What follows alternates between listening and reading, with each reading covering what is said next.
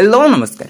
Welcome back to digital चिन्मय। आज आम आलोचना करवा जो घोषणा होता है 25 तारिख में मिल सुभद्रा योजना ताहा मिलिब नाही एवं केउ मानकु केउ दिन में मिलिब ताहा विषय आज आम आलोचना करवा। जदि आम भिडियो अर्थात आम चैनल नुआ जड़ित होइछन्ति ताहाले वीडियो टिके लाइक करी चैनल को सब्सक्राइब कर दियंतु। चलंतु वीडियो टिके आरंभ करवा।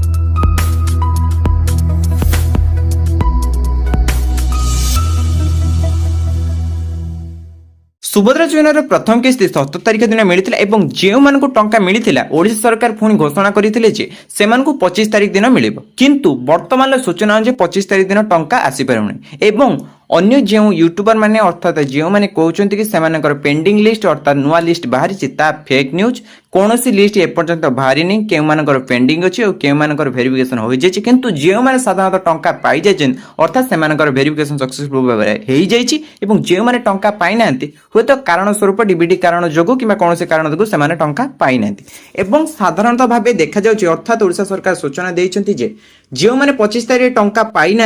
अर्थात 25 तारिख की पूर्व जो मैंने आवेदन करते 17 तारिख में जो मैंने आवेदन करते 17 तारिख पर जो मैंने आवेदन करते से किमिति टंका पाइबे 17 तारिख पर जो मैंने आवेदन करते साधारण भाव जदि से डीबीटी सैंक्शन हो जाइए ओडिशा सरकार जो नुआ घोषणा कर 25 तारिख अर्थात आज टंका मिलिब नहीं किंतु तारिख जो घुंचाई जाइथिबा तारिख दिन टंका मिलिब जदि सेमानकर वेरिफिकेशन हो जाइथिबो एवं सेमाने मध्ये टंका पाइबे एवं जो माने टंका पाइबे नहीं अर्थात सेमानकर कौनसी कारण जोगु किंबा तांकर डॉक्यूमेंट वेरिफिकेशन न होइतिबा कारणरु सेमाने टंका पाइबे नहीं तेणु चिंता करिवार आवश्यक नहीं। आपण मध्ये आउ थरे अर्थात पुनर्बार आपण सुभद्रा योजना अन्य एक फॉर्म मध्ये पके परिबे एवं जदि न पाइबे ओडिशा सरकार एक पोर्टाल नियोजित करिवे जो पोर्टाल ले जेमिति सीएम किसान पीएम किसान ले आपण निजर आधार कार्ड मारी देखि पारुचंती आपण केतोटी किस्ती पाइचंती सेही बळे मध्ये आपण निजर आधार कार्ड अर्थात आपणकर एप्लिकेशन ट्रैक नंबर मारी मध्ये देखि परिबे आपण केतेटा किस्ती पाइचंती एवं पुनर्बार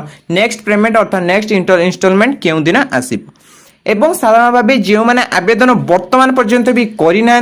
एवं वर्तमान आज पर्यंत भी करने को चेष्टा करना कि ना आमको फेक न्यूज अर्थात सुभद्रा टंका आसुना ताहा केबे संभव नहीं अर्थात टंका समस्त को मिलूँ किंतु आपण वर्तमान पर्यंत आवेदन न करथिले वर्तमान पर्यंत आवेदन कर दियंतु एवं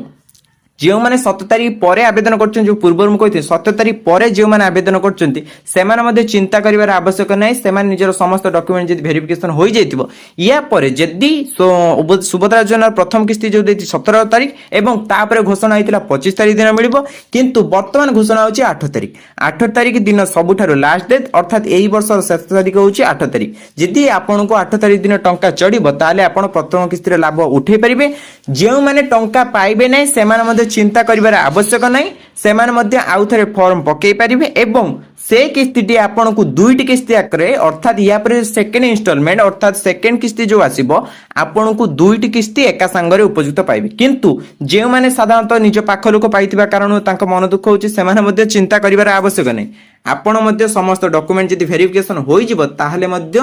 ओडिशा सरकार जो घोषणा कर 8 तारिख दिन शेष तारिख से दिन जो टंका मिल आपण वेरिफिकेशन होता आपन टंका मिल किंतु वर्तमान पर्यंत शेष तारीख घोषणा करा जायनि जहार कारण स्वरूप कौन पेंडिंग लिस्ट किंबा कौन भी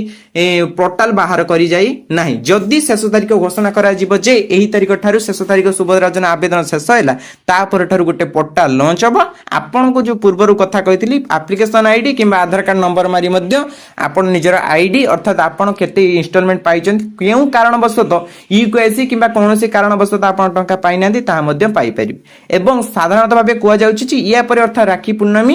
दिन आपण को 10,000 टंका जो मैंने टंका पाई ना से 10,000 टंका पाइबे और जो मैंने टंका पाई से 5,000 टंका पाइबे एवं वर्तमान पर्यंत भी केतक अकाउंट को टंकाटे लेखा आसीची एई किछि दिन अर्थात 17 तारिख पर तांका अकाउंट को टंकाटे लेखा आसीची से माने कोन करिब से माने किपरि भाबरे आवेदन करिवे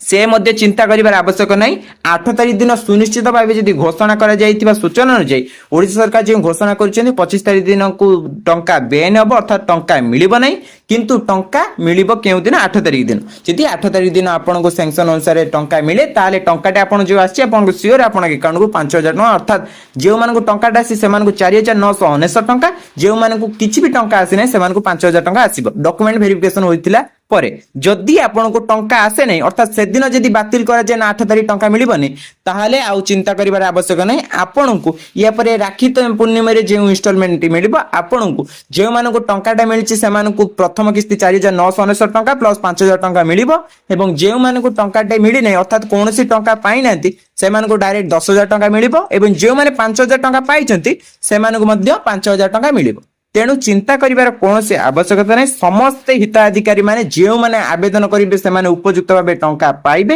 କିନ୍ତୁ ସାଧାରଣ ଭାବେ ଆମ ଭିଡିଓ କିମ୍ବା ସମସ୍ତ ଓଡ଼ିଶା ସରକାର ଯେଉଁ ସୂଚନା ଦେଇଥିଲେ 25 ତାରିଖ ଦିନ ଟଙ୍କା ମିଳିବ କିନ୍ତୁ ତାହା ମିଳିବ ନାହିଁ ଏବଂ ଆପଣ ଚିନ୍ତା କରିବାର ଆବଶ୍ୟକ ନାହିଁ ଆପଣ ଡକ୍ୟୁମେଣ୍ଟ ମଧ୍ୟ ଭେରିଫିକେସନ ହୋଇସାରିଲା ପରେ ଆପଣଙ୍କୁ ମଧ୍ୟ ଟଙ୍କା ମିଳିବ ତେଣୁ ଆଶା କରିକି ଭିଡିଓଟି ଆପଣଙ୍କୁ ଭଲ ଲାଗିଥିବ ଏବଂ ଆପଣଙ୍କର ଯେତେ ସନ୍ଦେହ ଥିବ ତାହା ଦୂରୀଭୂତ ମଧ୍ୟ ହୋଇପାରିବ ରହୁଛି ନମସ୍କାର।